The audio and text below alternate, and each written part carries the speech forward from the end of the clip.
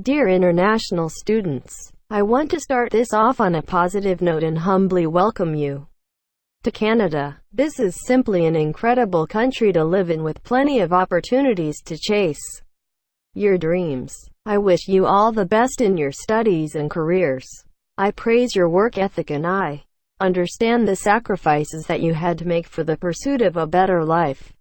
It's not easy to pack your bags, leave your family behind, and begin a new life in a foreign country. I commend you for your determination, perseverance, and resilience. You have nothing but admiration and encouragement from me. What follows is a special note for international students from Punjab, India, as well as other Sikh students who have chosen to come to live in Brampton and its surrounding areas. I've been living in Brampton for over 20 years now, and I have personally witnessed the influx of students within the past decade. I live in the neighborhood right beside Sheridan College, where a significant number of international students are admitted, and my family has provided accommodation to several international students over the years before they move out and rented out their own place. While this land welcomes you with open arms, it doesn't give you the right to take advantage of its kindness, strut around like you own the place, and disturb its inhabitants. It is a privilege to be able to come here and be able to make a name for yourself. It is not a right. I'm probably going to sound like a grumpy old man to many of you, but my words are influenced by my genuine observations and experiences over the past few years. You don't have to listen to me, but just know that I am not the only one who feels this way. Many relatives, friends, colleagues, and fellow citizens have expressed the same sentiments as I have. I just decided to make it a bit more permanent in writing so you can refer to it.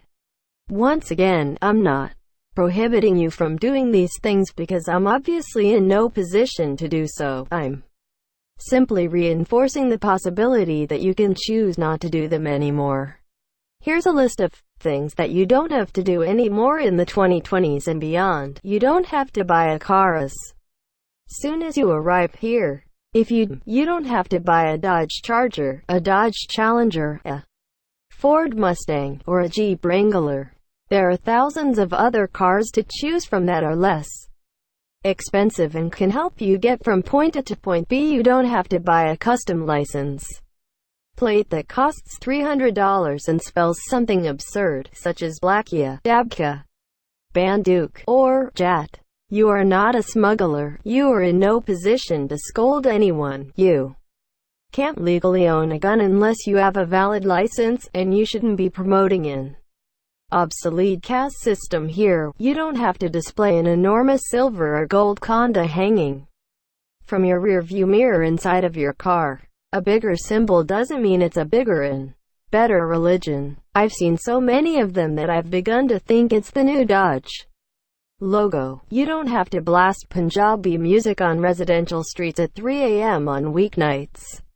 Most people are trying to get some sleep and they aren't going outside to do bhangra with you. There are a time and place for everything. Speaking of Punjabi music, you don't have to idolize singers who promote gangs, drugs, and violence. It's not a lived experience for 99% of them, and listening to gangster music doesn't magically turn you into one. Just a small reminder that this isn't Los Angeles or New York City, it's Brampton. Our nickname is literally Flower City. You don't have to drive like a maniac and have road rage 24/7. One of you once drove your car into oncoming traffic on the left side at night just so you could surpass my car in the right lane. Somebody could have lost their life that night, but I guess you watched one too many Fast and Furious movies. Speaking of movies, you don't have to Snapchat the opening credits of one while sitting in a theater, nor do you have to text or literally take phone calls while the movie is playing. It's extremely distracting for the viewers sitting around you, and it's one of the reasons why some people are opting out of going to the movie theater altogether. You don't have to continuously stare at people while walking or driving. Some of you stare at people as if you're about to snatch their soul straight out of their bodies. It doesn't make you look tough, it just makes you look creepy. You don't have to buy expensive name brand clothes or accessories to try and be Western. Just be yourselves and dress accordingly. Your $600 Gucci belt holding up your pants is doing the exact same job like any other belt. On the other hand, you don't have to purposely wear flip-flops and slides outside in the winter, especially when it's snowing. In this case, I recommend investing in a pair of shoes or winter boots so that you don't get frostbite. You don't have to use or speak the Punjabi language in a derogatory manner. Sprinkling in profanity throughout your entire conversation doesn't make you sound tough. It ruins the purity of the language and makes it seem like you have a very limited vocabulary. You don't have to disrespect the gym environment and its equipment. This includes slamming your dumbbells or barbells down on the ground, leaving them there without putting them back on the rack, screaming your lungs out while lifting, and taking a few hundred pictures of you flexing in the mirror. I know that the Punjabi rap music playing in your headphones has you feeling some type of way, but you don't have to boost your ego by losing your sanity. You don't have to get into physical fights with other international students because of a senseless argument or disagreement. Among other incidents, you took humanity back to prehistoric times with that fight in the Sheridan College Plaza. It literally looked like a bunch of cavemen yelling, grunting, and fighting with sticks and stones. You don't have to keep promoting this show-off culture that seems to be ingrained within our DNA. Much of this is transferred from our parents, like when they feel the need to throw their child an extravagant wedding reception and invite over 1,000 guests to flaunt their status. You can be the one that changes this and puts an end to this mentality of showing off, because it simply doesn't make you look cool and it's not impressive to anyone. Last but not least, you don't have to forget about the generous hospitality and accommodation that your relatives or family friends provided for you before you moved out. Whether they allowed you to stay in their home for 8 months or 8 weeks, you owe them a debt of gratitude.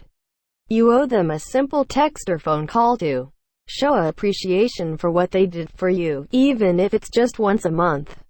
These are the people who helped you set yourself up in a new country across the globe and supported you when no one else would. If you slept in their bed, ate at their dinner table, drove their car, borrowed their money, or used their internet, the least you could do is check in with them from time to time to see how they're doing. We live in an age where smartphones and social media supposedly bring us closer together, yet we drift further apart. I don't have any prejudice or bias against international students, nor am I trying to compromise their reputation or embarrass them. There are many of you who are amazing individuals and work extremely hard to make your families proud. Some of you work 2 to 3 different jobs in a week while still managing to attend class. I honestly look up to you and I admire the journey of establishing yourselves in this new environment. The list above is for the bad apples of the bunch, whose behavior and attitude influenced me to write about what's going on in my city. Hopefully, some of you read this and realize that you can do things a little differently and you don't have to do what everyone else is doing. For the rest of you, I wish you good fortune, success, and happiness in this beautiful country.